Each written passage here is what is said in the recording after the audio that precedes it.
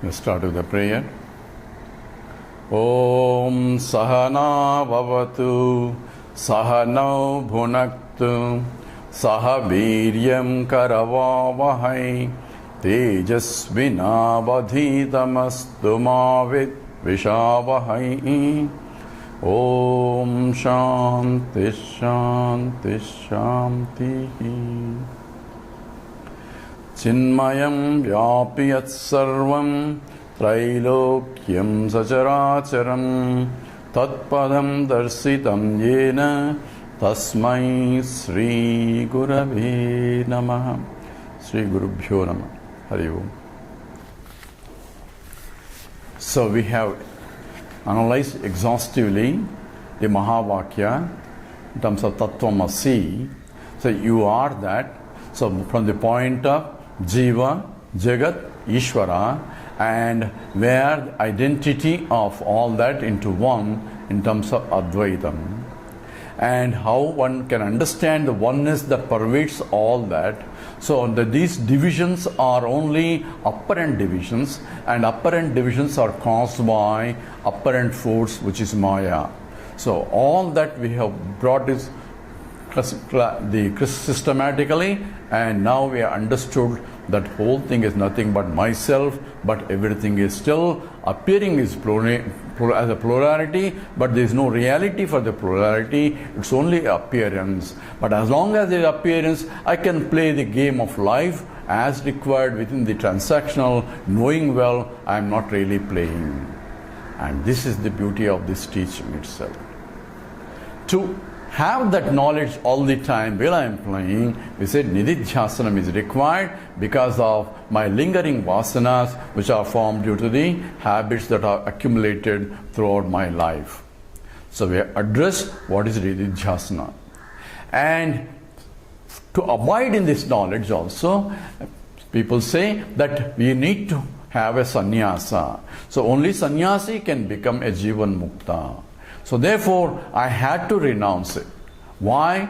Because the scripture says so. Where does the scripture say so?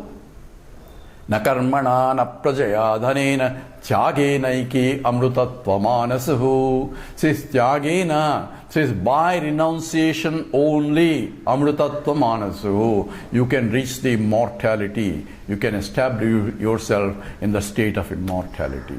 Immortality same as Anantatvam, Nityatvam, which is same as Aham Brahmasmi. So statement is only by renunciation. So its renunciation is required for me to establish. Therefore, sannyasa is required for regaining this knowledge. So this is the interpretation for many. But let's go back. Logically, is that required? So from the point of the truth, it is all pervading. There is no sajati, vijati, swagata vedas. And in the Viveka Chudamani says jati niti kula gotra duragam nama rupa gana dosha varjitam desha kala vishayati vartayatu brahma tattvamasi bhavayatmani. Jati, niti, kulam, gotram, none of these things have belonged there. Because this is transcending all this. Even sannyasa, not sannyasa is nothing, all those. Because that which is indivisible, that I am, is to be established by proper understanding. It's a clear understanding, and that understanding is required and will be abiding provided my mind is purified. So what is required is purification of the mind. Chitta Suddhi. How I get purified question is depending upon the sadhaka. So we cannot say universally you have to do this for a purification. And question is, what is the nature of the mind that gets to be purified? So here we are split into two. Yes, you have to renounce because the scripture says, Jage enaiki amrutatva manasu. You have to renounce. What is that I had to renounce? I had to renounce all my misconceptions about myself. That is the real renunciation. That is, I am this, I am this, I am this. I had to renounce that because I am not this, I am not this, I am that, which pervades this also. So renunciation is my attachments to the objects outside as my dependence on other things for my happiness. That I had to renounce. So we have to understand that is what is called Manasika Sannyasa. The renunciation at the mental level, it's not the physical attachment, it is the mental attachment only. It's the ragadveshas or the emotional attachments. That I had to give up by understanding that the truth is I am absolute. And then only I can realize, because I want to hold on to the lower and I want to grasp the higher. That's not possible. Therefore, the statement is clearly implying that this is the essential requirement for jnanam, where I had to renounce the misconceptions. I cannot renounce misconceptions unless I have clear conceptions about myself. So these two things play on the two sides of the same coin. But if I have the mumukshutvam, the desire for it, and develop a viveka which is required for discriminating what is wrong and what is right, and what is real and what is not real, then I will be led to that state slowly as the knowledge sinks in. And only when I can renounce myself, I can sit in the class. I have to renounce everything going all over the place and sit in the class for me to listen. And therefore, Tyagam is important for any accomplishment. Tyagam of lower things for higher things is required. But here, the lower is my association, attachment that I am this body, mind, intellect and the world and so on. My attachment to the wealth, my attachment to all this. So asakta anabhishvangaha putradara gruhedishu in the 13th chapter, Krishna gives you the values required for the mind. Amanitvamadam viddam ahimsa shanti rajyavam acharyopasanam saucham sairyamattam nigraha indriyarteshu vairagyam anahankaram evacha. Says there, says asakti anabhishvangaha putradara bruhadishu. Says asakti anabhishvang, the extreme dependence on those that depend on me or those whom I depend on. Putradara means the sons and wife, and gruha, the house, and so on. That who depend on me, I should not have too much intense emotional attachments. On those whom I depend on, I should have intense emotional attachment to the degree that it essentially hurts both them as well as me also. We have to be careful. Attachment is different from the worries, anxiety, or to be concerned. People get mistake between worry and concern. This is maybe outside the topic, but people get worried. And what is the difference between a worry and concern? Should I not be concerned about my children? So should I not worry about my children? No, you don't need to worry, but you should be concerned. You should be concerned of what needs to be taken if it is your obligation to take care of. Whereas worry makes you inefficient, whereas concern makes you active. So action is required. What is required? That's called essentially part of Itcha Nitya Naimittika Karma. Whatever the role that you are playing has to be played. Niyatam Kuru. So do your obligations by concerning what need to be done. The child is sick, you have to take care of the child, to take the hospital or whatever required. Worries make you inefficient in the process. So there is a difference between a worry and being concerned. So one should be concerned. If there's a violence is going on, I should be concerned. If I can stop it, I should stop it. So all that is part of drama of life has to be done. So the sannyasa is essential at the mental level to renounce what is not really needed, that will brings me down into the lower. So therefore, chage naiki amrutatva manasahu. But is external sannyasa is required? That depends upon it.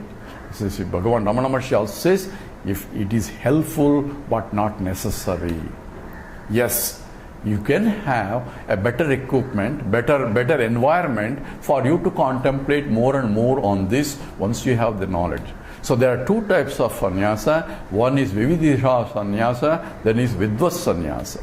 Vividisha sannyasa is I need to study the scriptures intensely, and I cannot study in this world, in this family life. I had to renounce so that I can approach a Gurukula where I can study.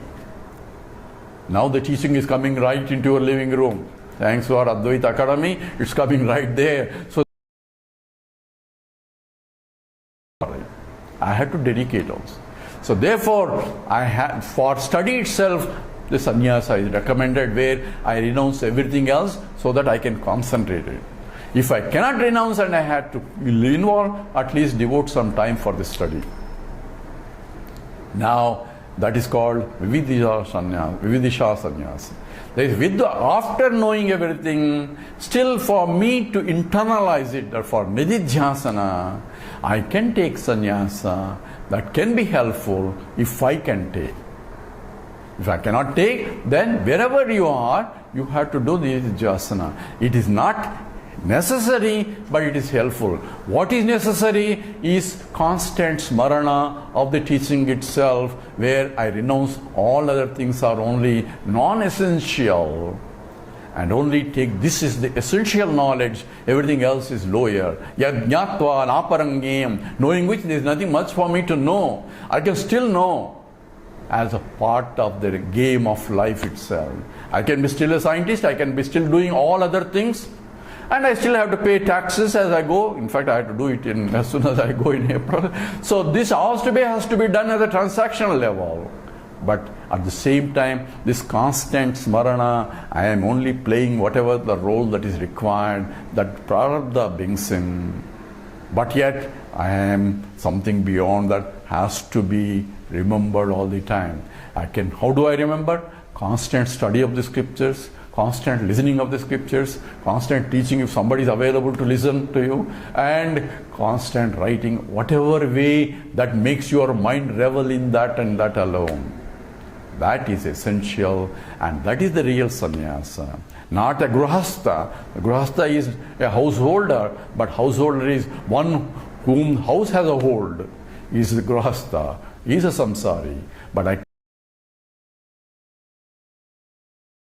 I am mentally detached, and whatever the prarabdha brings in, I accept it.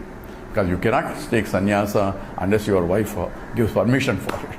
So therefore, sannyasa cannot be taken. It's not individual level also, because they have other people also depend. Therefore, if it is part of it required, then it is helpful, but that is not necessary. External sannyasa is not necessary. In olden days, a sannyasi could go anywhere and his respect. Now all that system is gone. Sannyasi has to find a shelter, has to find some organization, has to find some mission that everybody is building ashrams, and again money is required. Then another samsara is coming in. So in what way you are different from other sannyasis? So what is required is, wherever Lord has put you, take it as a prasadam. That's what Lord wants you, and therefore use that. Take that as a blessing and evolve from there, from where you are. That is what is required. Therefore, we address all these aspects of it for the jnana. In the next talk, we will address where are the problems, what should I do, and what should I do after this talk series. We will address in the next class. We will do with the prayer. Om Purnamada Purnamidam Purnat Purnamudachyate Purnasya Purnamadaya Purnamiva Vasishyate. Om Shanti Shanti Shanti.